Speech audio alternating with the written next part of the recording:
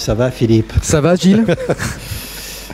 Tu es là parce que tu es le troisième candidat qui a accepté de venir à Canal Pourpre, candidat au municipal de Bergerac, de venir à Canal Pourpre pour causer de tout ça. Nous avons eu M. Frel, puis M. Garrigue avec deux de ses acolytes, et tous les autres n'ont toujours pas répondu. Deuxième appel au peuple. La liste UMP, la liste FN, la liste PS n'ont pas répondu. Et puis peut-être d'autres comme toi, puisque toi, tu n'es pas une liste de partis, tu es hors parti, c'est ça? Tout à fait. Donc la liste Prendre Part, c'est une liste de candidats citoyens ordinaires, oui. Hors parti, même si évidemment on n'exclut pas sur cette liste des citoyens qui seraient encartés, mais qui ne se retrouveraient pas forcément dans les décisions des instances de leur parti respectif. Ok. Voilà. Bon, alors, on a oublié de dire pourquoi on se tutoie. Oui. On se tutoie parce qu'on se connaît un peu. Figure-toi que tu es le président de Canal Pourpre, dont je suis le secrétaire. Voilà. Et Fabrice, qui est derrière la caméra, est lui aussi à Canal Pourpre. Tout à fait. Finalement, c'est un truc de famille qu'on fait. Mais à Canal Pourpre, on fait souvent des trucs de famille. C'est pour ça qu'on n'a aucune audience, que cette télé de merde continue tout de même à progresser. Ça commence bien, je pense, cette entrevue. Et tu m'as convaincu de venir à Canal Pourpre il y a déjà des années, bien sûr. Et j'avoue que tu m'as aussi convaincu avec cette liste Prendre Part, dont on va essayer de parler aussi sérieusement que possible, bien que son sérieux soit en cause. Car enfin, tu pars dans ces élections municipales sans guère d'espoir d'être que ta liste, d'une part, soit constituée, et si jamais elle était constituée, d'être majoritaire à Bergerac, je pense. Bien évidemment. Déjà, le premier obstacle et le premier problème, c'est la constitution d'une liste.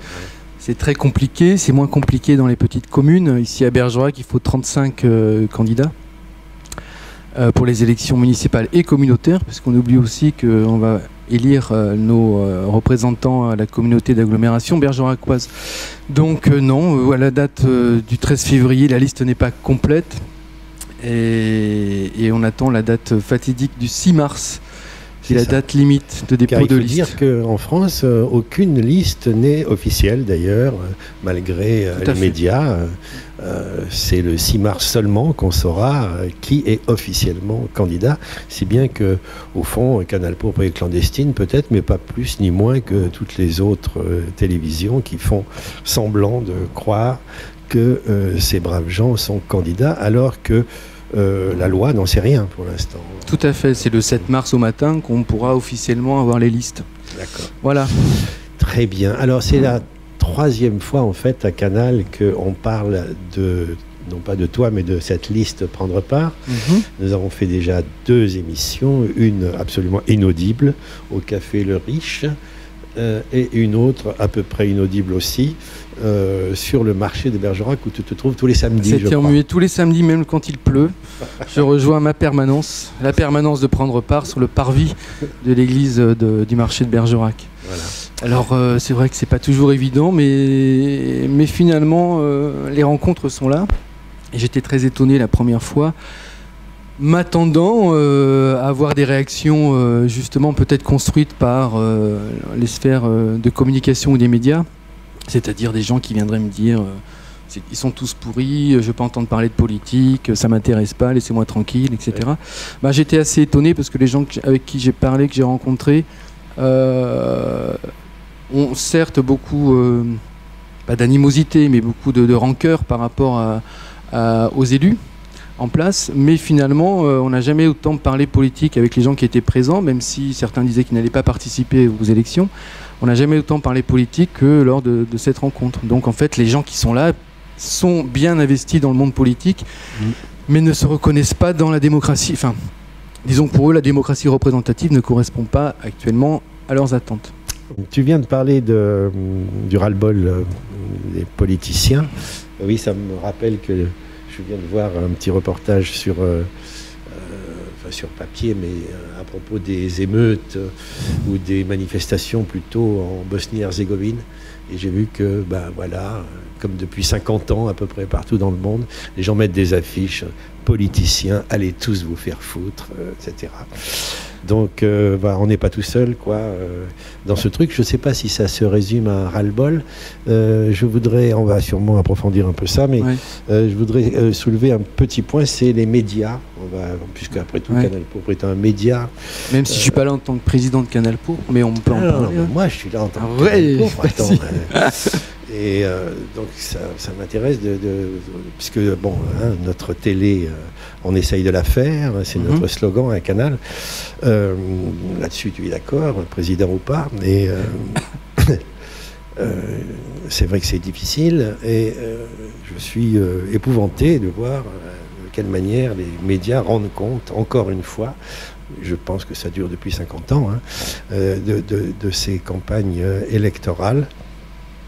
Ils n'y sont pour rien en un sens, puisqu'ils font ce qu'ils peuvent, mais la pauvreté, l'espèce d'absence de tout fond de ces discussions politiques, de ces pseudo-discussions politiques qu'on entend à la radio, qu'on voit à la télé ou dans les journaux, est un peu épouvantable. Je le dis parce qu'il se trouve que je reviens d'un voyage sous les tropiques, là, dans un pays tout à fait misérable, et j'ai trouvé que la presse était ni plus ni moins bonne qu'en France, alors que là-bas c'est de la propagande. Et ici aussi, sauf que c'est de la propagande commerciale, peut-être pas politique, mais qu'est-ce qui n'est pas politique? Et donc je suis un peu effrayé. Je voudrais qu'on cause un peu de ça. Tu as tes séjours au marché t'ont valu quand même quelques articles de presse que j'ai essayé de lire. Il y en a un que j'ai pas pu parce que c'est le démocrate de Bergerac. Oui, je voulais en parler d'ailleurs. C'est épouvantable. Enfin bon, il y a une fausse photo en première page. On te fait dire n'importe quoi. Mais j'avoue, alors c'est un tout petit journal, le démocrate, d'accord, mais il y a Sud-Ouest qui est le gros journal monopolisé ici, le quotidien que tout le monde connaît, et les articles sont d'une pauvreté sans nom, sans commentaires évidemment, ou alors des commentaires absurdes, enfin bon. Et voilà, je suis un peu effrayé par cette affaire. J'avoue qu'à Canal Pourpre, nous avons essayé d'en discuter avec les journalistes de Sud-Ouest, mais ça ne marche pas plus qu'avec les politiciens. Ils nous ignorent, bien entendu, ils ont raison sûrement, mais c'est un peu embêtant quand même. Voilà, qu'est-ce que tu penses de cette couverture médiatique de ta petite initiative là? Alors, ça va valoir des amis à Canal Pourpre là encore, hein, ton attaque de Sud-Ouest.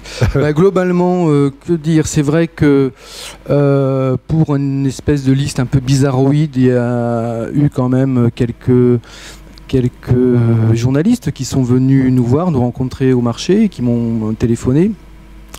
Mais après, voilà, on reste malheureusement pour certains médias bloqués par des formats très précis. Je vais prendre pour exemple France Bleu Périgord qui m'a interviewé, qui a interviewé les gens qui étaient présents. D'ailleurs, toi aussi, je crois que tu as été interviewé. Tu as entendu le résultat. Et il en reste 30 secondes, quelque chose de très rapide le dimanche matin. Ah oui. Comme tu dis, ils font ce qu'ils peuvent, mais c'est vrai que pour moi, là, on est vraiment dans un fossé. Le fossé qui se creuse entre cette bulle politique et les citoyens, cette bulle médiatique et les citoyens. Il y a finalement un parallèle à dresser. Quant à bon, on va faire une petite liste très rapide. L'écho de la Dordogne, donc oui, ça c'était pas mal, je crois. Voilà, Julie a fait deux articles dans l'écho de la Dordogne qui étaient en plus sur le fond plutôt pas mal faits. Par contre, là où ça s'est pas franchement bien passé, c'est avec le démocrate. Alors, Prendre part n'a pas répondu à la couverture du démocrate, mais c'est vrai que cette une pendant une semaine m'a beaucoup interpellé. On peut peut-être, enfin, je pense que les gens l'ont vu. Ouais. Sans parti, le titre, hein, sans parti, il vise la mairie. Non, et avec un photomontage assez étonnant où on me voit à gauche et à droite Francis Patro. Donc on a l'impression qu'on est tous les deux côte à côte et derrière la façade de la mairie. Voilà, pour moi ça c'est ce que la presse fait de plus ignoble, c'est-à-dire des montages qui veulent faire dire des choses. D'ailleurs des gens sont venus me voir en me disant mais t'es avec Patro? Je dis bah non, pas du tout, je n'avais pas vu le... Et beaucoup de gens, enfin des personnes pensaient, n'ayant pas lu l'article et voyant la une, que j'étais, rien que le titre laissait penser qu'on faisait une liste commune. Voilà, bon, ça c'est un détail, mais c'est ce genre de choses qui est très représentatif de l'état dans lequel sont les médias aujourd'hui et aussi les partis politiques. Voilà. Et puis donc pour continuer sur l'aspect communication, c'est vrai que depuis une vingtaine d'années, on est rentré dans une ère de communication où les hommes politiques vont dans les émissions de variété, etc., ou des émissions de divertissement. Et même puisqu'on peut en parler, il était présent à Bergerac hier, même Jean-Luc Mélenchon n'échappe pas du tout à ce cirque médiatique. Certes, c'est le tribun, c'est le héros, R-A-U-L-T, de la vraie gauche, comme il dit. Mais il n'en reste pas moins que c'est un professionnel de la politique, que c'est un acteur, que finalement il se préoccupe comme tous les autres, ni plus ni moins des citoyens. C'est aussi ça que nous, on a cherché à viser, c'est-à-dire ouvrir cet espace champ démocratique à ceux qui se trouvent peu ou pas représentés. Bon, alors voilà pour les médias. On va arrêter de faire les vieux cons râleurs contre les médias. On a les médias qu'on mérite aussi, de toute façon. Ça, bien sûr. Et on va passer à la question politique, mais juste avant quand même, il faut souligner, donc tu as dit que l'Écho de la Dordogne, c'est un journal communiste, je crois, avait à peu près fait son boulot de journalisme. C'est son travail, oui. Fait bien son boulot. Et je dois dire aussi, moi je lis un peu la presse nationale et j'essaye de me tenir au courant. Et c'est vrai qu'en cherchant bien, tu m'as trouvé récemment un article du Monde sur des gens comme toi qui se présentent à Marseille, des associatifs.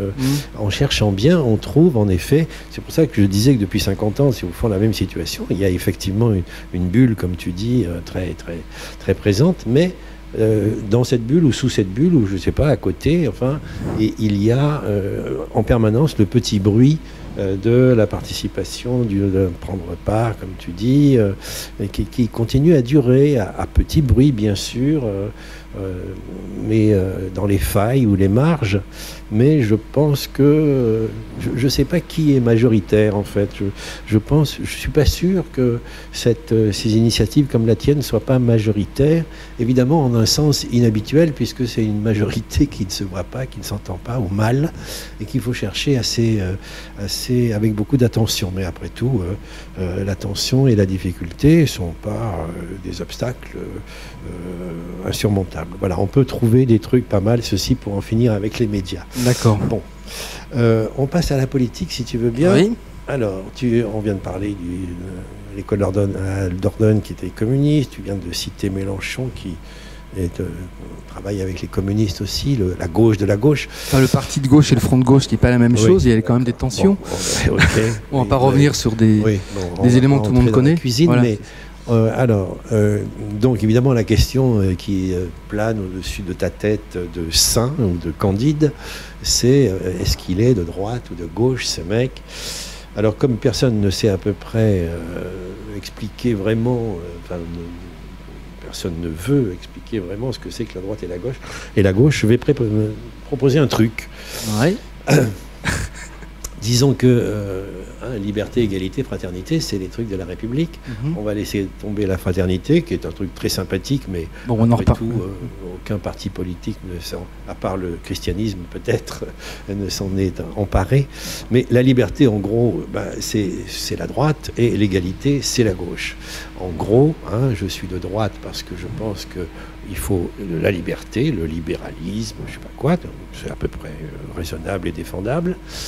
Et puis je suis de gauche parce que je veux l'égalité. Voilà. Je veux l'égalité parce que je suis contre les inégalités, les injustices. C'est répugnant qu'il y ait tellement de pauvres pour si peu de riches. Voilà. Enfin bon.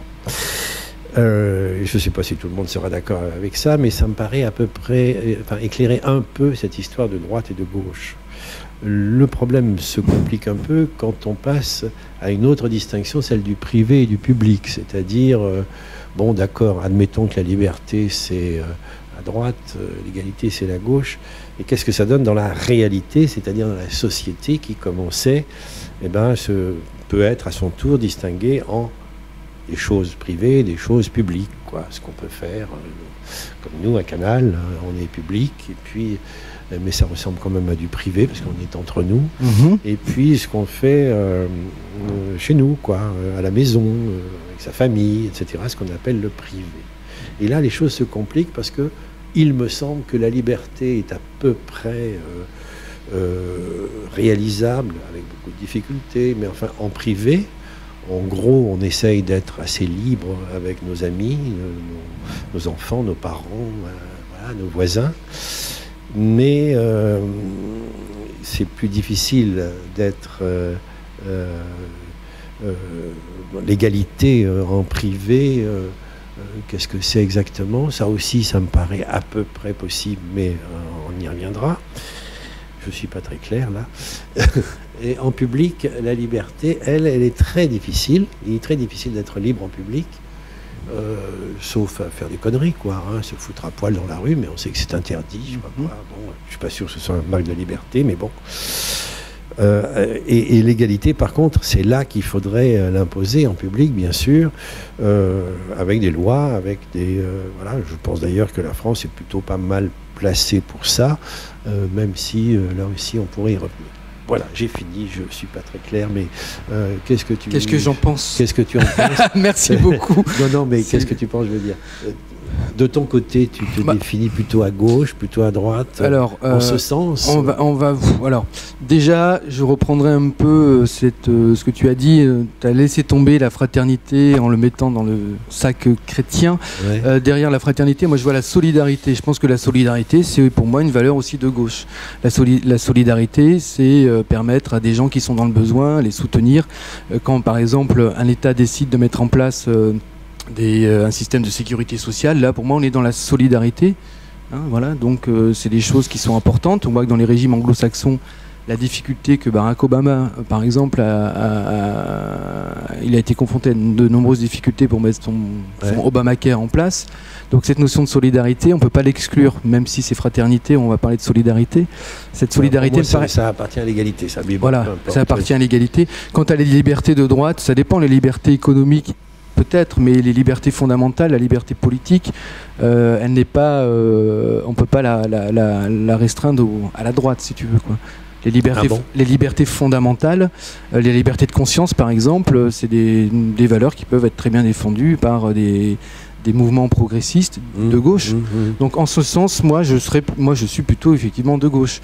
Mais si j'ai pas voulu insister en fondant cette liste, prendre part avoir absolument l'étiquette de droite ou de gauche, parce que c'est vrai que les champs sont relativement brouillés aujourd'hui, même si on nous fait croire que il y a un programme de droite, un programme de gauche. Tu te dis de gauche? Voilà, je me dis, je me dis, je suis de gauche, et le pacte de responsabilité de François Hollande ne me paraît pas être dans le champ des valeurs de gauche. C'est pour ça que ça me fait rire.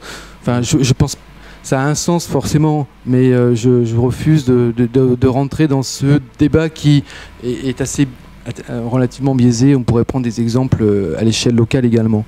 Voilà, et je crois que finalement, pourquoi est-ce qu'il y a cette question tout le temps de mélange, enfin on ne sait plus vraiment où les gens font semblant de croire qu'on ne sait plus où est la droite, où est la gauche, parce qu'il y a un consensus tellement énorme, même dans les projets qui sont présentés aux élections municipales, même parfois, malheureusement aussi, dans des projets qui sont présentés au niveau des élections, il n'y a plus de cette notion de débat, et c'est encore plus flagrant au sein de l'intercommunalité, où par exemple les représentants du Parti communiste où les représentants de différents partis se taisent, il n'y a plus de débat, il n'y a plus de dissensus, comme on dit, et finalement on ne sait plus ce que les gens défendent, ce que les gens pensent. Donc c'est une des raisons de ta décision d'y aller, quoi, de prendre ce risque relatif, c'est que le consensus en effet est partout. C'est vrai que les listes pour Bergerac s'appellent toutes des listes pour Bergerac, voilà. Quoi. Rassemblés pour Bergerac, vive Bergerac, enfin, je sais pas quoi. On cherche en effet à dire, écoutez, nous sommes gentils, et tout le monde il est gentil, et nous voulons tous nous rassembler. On est tous pour l'intérêt général, on est tous pour faire participer les citoyens. Voilà. Je trouve qu'il y a quand même un cynisme derrière cette ces Oui, mais programmes. alors, comment échapper à ça? Parce que c'est très... Quelqu'un disait du temps d'Hitler, ce type est une telle caricature qu'on ne peut plus le caricaturer, parce qu'il nous devance toujours, il en fait toujours plus que ce qu'on pourrait caricaturer de lui.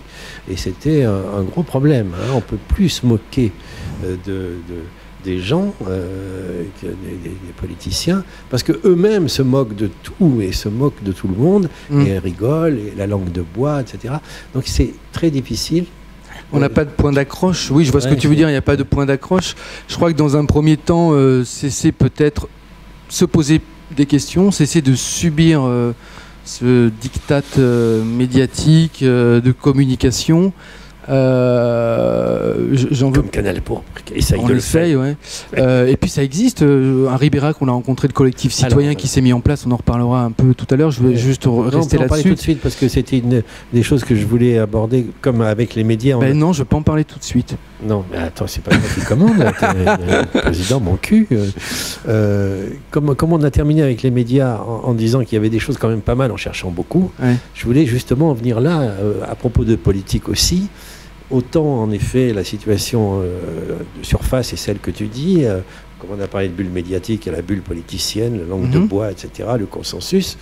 Mais là aussi, en cherchant bien, et tu viens de citer un truc qui est important là, en cherchant bien, on trouve pourtant, là encore, un petit bruit, des failles, des marges. Canal Pourpre, en effet, est fier d'avoir fait un petit reportage à Ribérac avec des gens du commun, des gens ordinaires, qui avaient un discours tout à fait raisonnable et qui n'étaient pas des flambeurs, enfin, ils n'avaient pas de dynamite à la main, enfin, mais qui disaient très bien à quel point en effet, la gestion municipale, la gestion des villes, le discours de ce pouvoir qu'on dit si proche, c'est de proximité du citoyen, ce discours et ce pouvoir étaient complètement en réalité déconnectés des réalités, quoi. Hein. Voilà, on les a rencontrés et j'ai trouvé cette démarche vraiment très intéressante. Ils ont commencé il y a 6 mois, donc je vous renvoie au sujet, je ne vais pas redévelopper là-dessus. Ce qui m'a intéressé, c'est que ces gens-là se sont réunis parce qu'ils refusaient cette infantilisation, parce que pour moi on est dans une forme d'infantilisation, de paternalisme politicien, où finalement quand on ne demande pas l'avis aux citoyens, parce que l'impuissance des citoyens participe à la toute-puissance des élus, c'est-à-dire que plus on rend les citoyens simplement électeurs, on leur demande faussement de faire de la démocratie participative, voilà, ça permet de renforcer la toute-puissance des élus. C'est peut-être aussi pour ça que ces mouvements qui s'aiment, on n'en parle pas beaucoup parce qu'ils ne rentrent pas dans ce cadre-là d'infantilisation citoyenne. Et le problème, c'est que bon nombre d'entre nous ont intégré, bon gré mal gré, cette incapacité à penser l'action collective. Donc déjà, voilà, se dire bon, stop, et ne pas hésiter à s'engueuler aussi, parce que on a l'impression qu'on ne peut plus, le débat démocratique n'existe plus, on n'arrive plus à s'engueuler. Quand on commence à critiquer ou à dénoncer ou à questionner, tout de suite on manque de respect, c'est des choses qui sont absolument hallucinantes. Donc ça m'a beaucoup intéressé. Par contre, et là je leur ai posé la question, après l'entretien, ou pendant l'entretien, il se voyait comme force de proposition, c'est-à-dire que là encore, il s'auto-excluait d'une possibilité de représentation en disant qu'il voulait présenter une liste. Voilà, alors bon, finalement, je crois que cette liste ne se fera pas. Ah bon. Certains voulaient rester dans cette force de proposition auprès des élus. Ouais, on voit bien que ça ne marche. Enfin, je ne critique pas parce qu'il y a eu des collectifs citoyens Bergerac, je trouve ça très bien. Il y a des associations qui font de l'action politique, mais pourquoi se couper du champ de la représentativité, de la représentation qui nous permet aussi de délibérer, d'agir, etc. C'est-à-dire que force de proposition auprès d'élus cumulards qui renouvellent leur mandat. Moi, j'y crois pas trop. Je pense qu'on est vraiment dans du saupoudrage ou dans de la vitrine. Et à l'échelle nationale, ce cynisme me paraît très flagrant avec 2 éléments récents. La loi sur le non-cumul des mandats, 2017, et les journalistes, très peu de journalistes ont fait le travail de fond en regardant précisément ce que prévoyait ce projet de loi du gouvernement en 2017. Interdire le cumul de mandats électifs locaux avec la députation ou être sénateur, très bien. Une deuxième loi qui prévoit d'interdire Les sénateurs.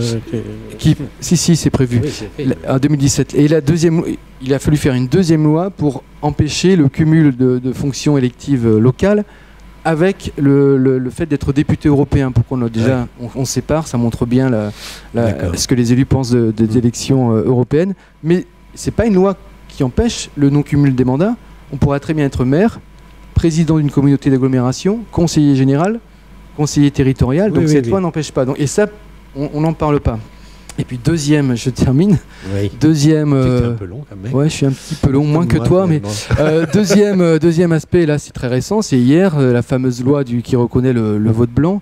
Et là, je suis halluciné de voir que les médias mettent tous une proposition de loi votée au Parlement pour la reconnaissance du vote blanc. Mais cette loi d'abord, elle a été faite pour de très mauvaises raisons, puisque le centre qui a présenté cette proposition de loi, c'était pour. Ils le disent en plus, c'est ça que je trouve cynique, dire c'est pour empêcher les votes extrêmes. Donc on va pouvoir, les gens vont pouvoir voter blanc et pas voter aux extrêmes. Je trouve que le fond me paraît un peu étonnant. Et puis surtout, que prévoit cette loi qui a été votée? Est-ce qu'il fallait une loi pour ça? On va séparer les blancs des nuls. Mais ça, on peut le faire sans loi et ça n'a aucun problème. Oui. Par contre, ce qui aurait été intéressant, c'est que ce vote blanc soit pris en compte dans les suffrages exprimés et la loi ne le prévoit pas. Donc cette loi ne sert à rien. Et j'ai regardé un peu ce qui se passe en Suède, ça existe, le vote blanc est reconnu pour les référendums, on peut voter oui, non ou blanc, c'est quand même pas mal. Dans les pays d'Amérique latine par exemple, le vote blanc, s'il y a 2/3 de blancs, les élections sont annulées. Voilà, on pourrait, c'est ce genre de choses qui nous animent et qui m'animent. D'accord. On pourrait, puisque tu disais comment est-ce qu'on peut essayer de trouver des moyens d'accroche, c'est ça, dire arrêtez de nous prendre pour des couillons et puis essayons de regarder au plus près ce qui se passe. Alors je voudrais juste revenir un tout petit peu en arrière sur le local, et on a parlé de Ribera qui était une initiative. N'oublions pas qu'il y en a d'autres. Canal Pourpre a interviewé des gens de Sainte-Foy-la-Grande. Sainte-Foy-la-Grande, c'est pas tout à fait la même. Et c'est pas loin. Ribera, Sainte-Foy, la Linde. Il y en a probablement d'autres. Tu as cité le mouvement des citoyens, enfin le collectif citoyen Bergerac, qui de temps en temps fait des petites actions que nous essayons de... Qui se transforme en collectif pour la taxation, je vais dire des bêtises. Enfin bon, bref. Il y a d'autres, il y a une émergence de mouvements. Il y a plein de choses qui existent. Et alors du coup, ton tunnel sur ces deux trucs là que tu voulais m'a fait perdre le fil. Et non, je voulais dire que ces choses locales qui existent. Tu disais, tu leur reproches un petit peu de ne pas faire le pas supplémentaire vers la représentation.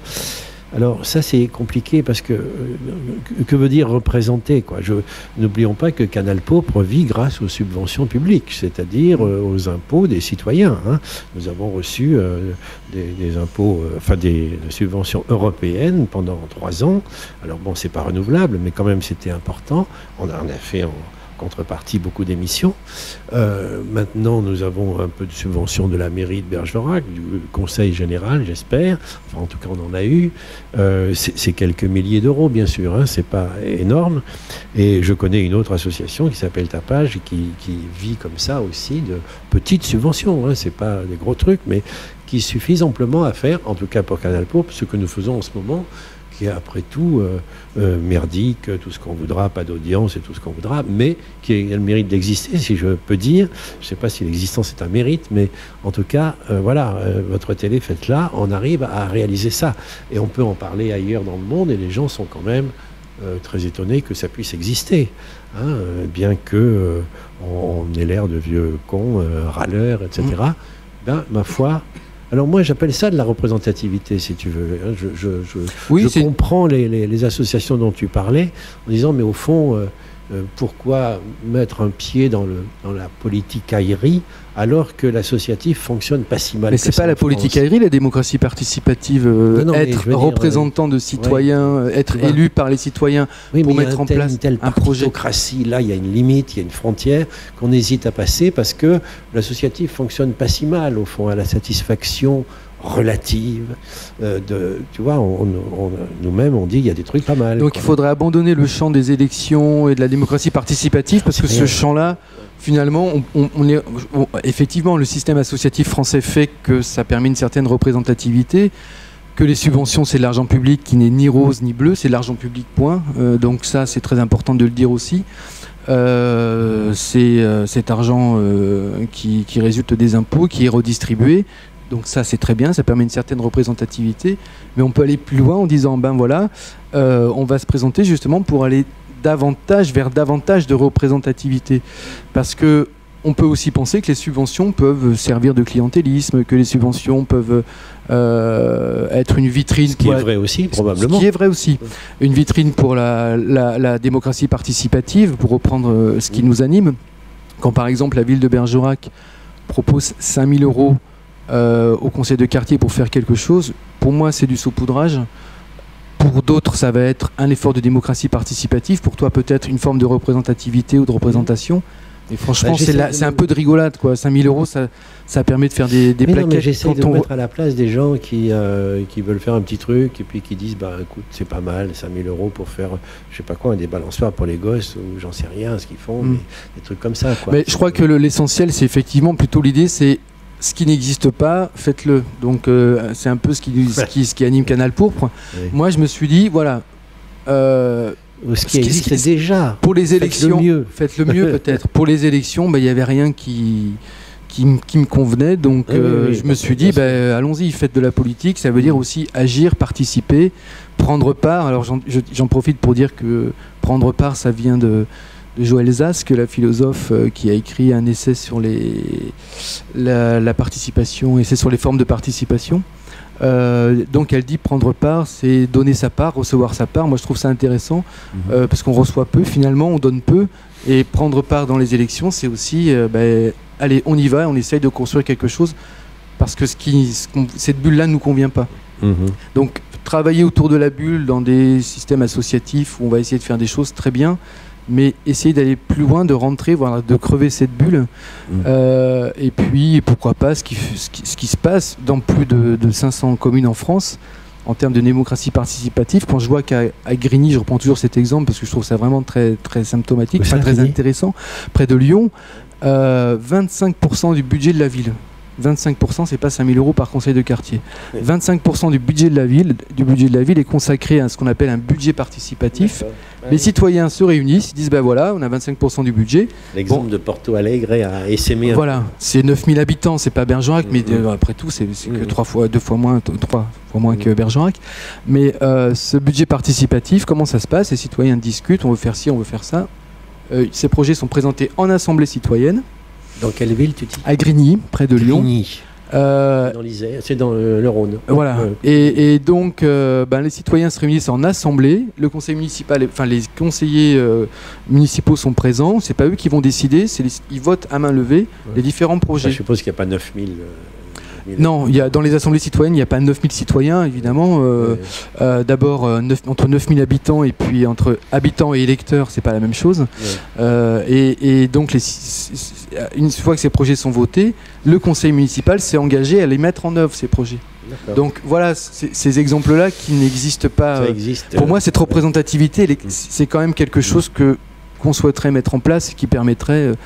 Ou là, par exemple, les subventions aux associations, pourquoi ne pas faire une assemblée citoyenne pour dire, voilà, maintenant on met tout à tous, c'est de l'argent public, où est-ce qu'on va distribuer, à qui on va distribuer, à quelles associations pourraient distribuer cet argent public. D'accord, Inch'Allah.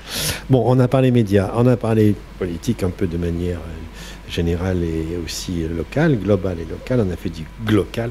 On va peut-être terminer quand même avec en particulier cette liste. Donc, actuellement, tu es combien ? Actuellement, on n'est pas nombreux, on est moins de 10, donc je ne vais pas faire comme certains qui, il y a 2 mois, avaient déjà une liste complète et finalement, on s'est aperçu que la liste n'était pas complète. Actuellement, nous sommes 6, donc c'est vraiment pas 35. Beaucoup. Sur 35, c'est pas beaucoup. Voilà, il y a plusieurs choses, plusieurs éléments. D'abord, effectivement, je m'inscris pas dans un parti politique, c'est pas évident. Je crois aussi que pour bon nombre de citoyens, l'engagement n'est pas si évident que ça, sans jugement du tout, mais c'est vrai que c'est pas évident. D'ailleurs, moi j'ai mis du temps à me dire j'y vais pas, j'y suis allé, et tant pis, on y va, on fonce. Puis une fois qu'on est dedans, on va jusqu'au bout. Après, il y a d'autres préoccupations ou supposer donc de l'autocensure en disant si je vais à prendre part, je vais me faire taper sur les doigts par par mes copains, je vais me faire taper sur les doigts par celui qui me finance, bref. Et pourtant, j'ai eu des échos de personnes qui sont engagées dans d'autres listes, qui trouvent ça bien. Bon, après, il y a des échos, par exemple, des listes pensent que si prendre part va jusqu'au bout, ça va être bien, parce que ça va prendre des voix à Lionel Frel, enfin des raisons électoralistes qui je trouve assez déplorables et déprimantes.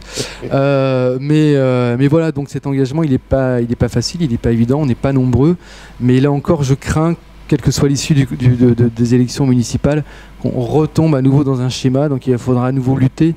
Je vais prendre juste un exemple, le thème de la désertification médicale. Tu as parlé de Tapage. Tapage a organisé il y a quelques mois une soirée avec un documentaire très, très intéressant. Il n'y avait pas un candidat présent dans la salle. Alors qu'il y avait 200 personnes. Il y avait des représentants de la CAB.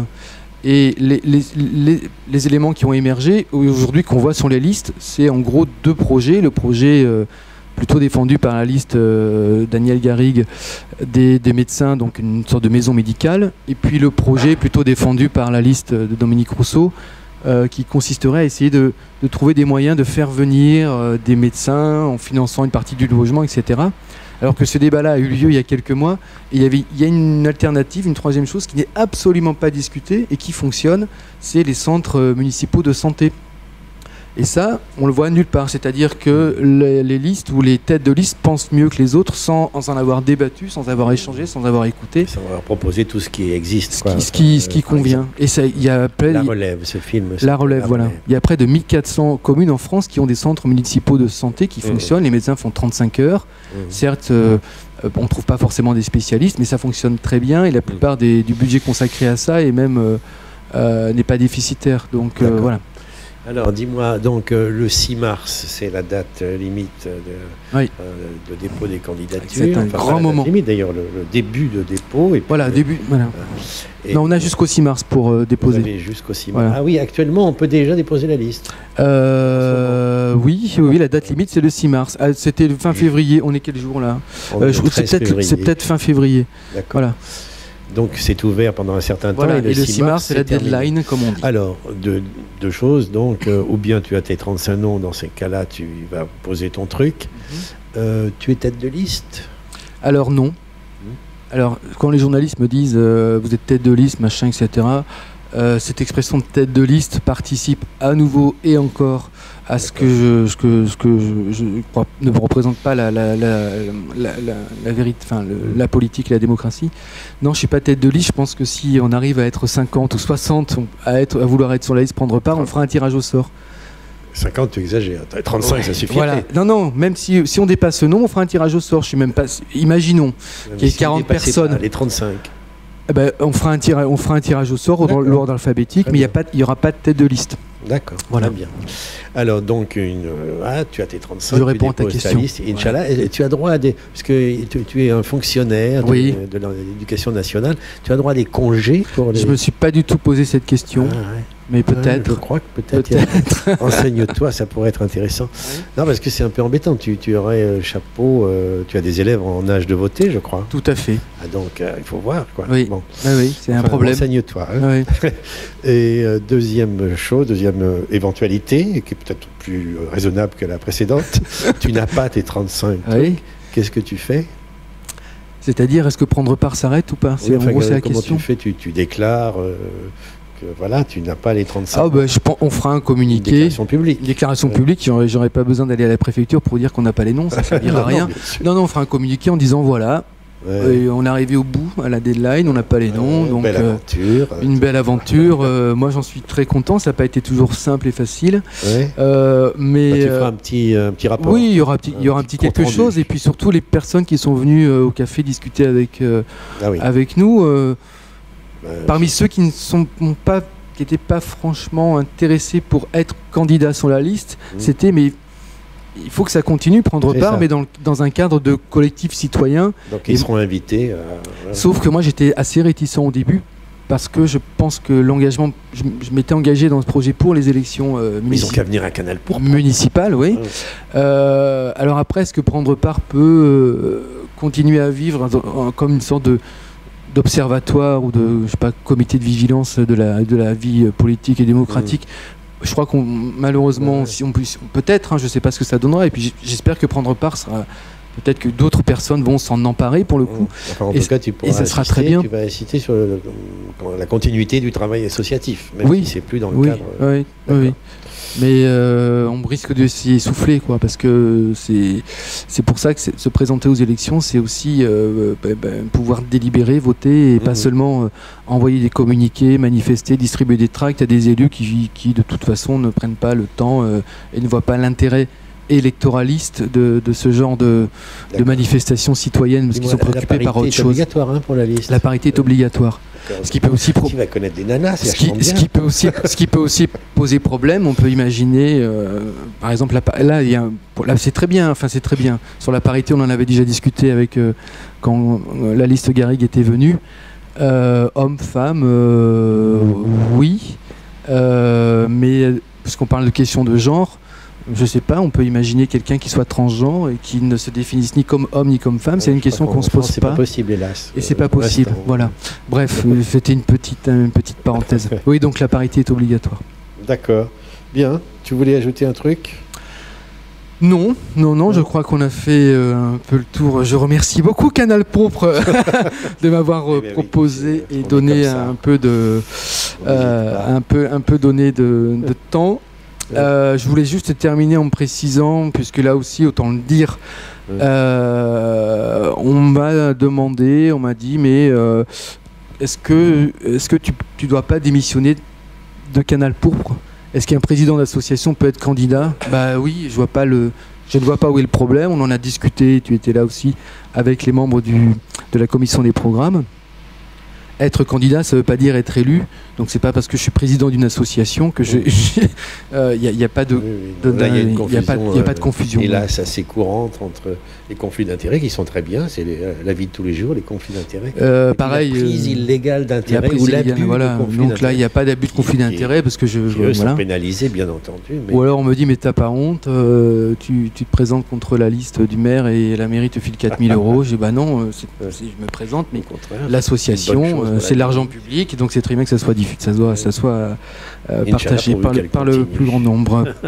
Voilà, donc mais ça, je donne rendez-vous à tous ceux qui veulent discuter et prolonger le samedi à 10h au marché et à 11h au café. Et puis si on peut, parce qu'on n'a pas beaucoup de sous, organiser une réunion publique sur la démocratie participative en faisant venir justement des gens de Grigny qui pourront dire voilà nous, comment on fonctionne, le collectif de Ribérac. Ça va coûter cher. Hein. Et oui, il faut payer le train. Alors c'est vrai qu'on peut venir en voiture. On n'a qu'à le faire nous-mêmes, écoute. Voilà.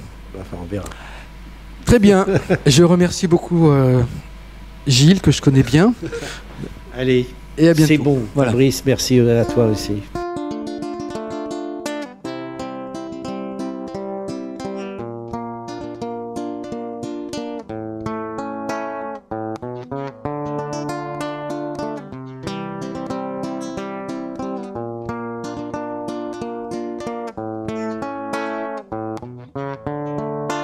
Aprendimos a quererte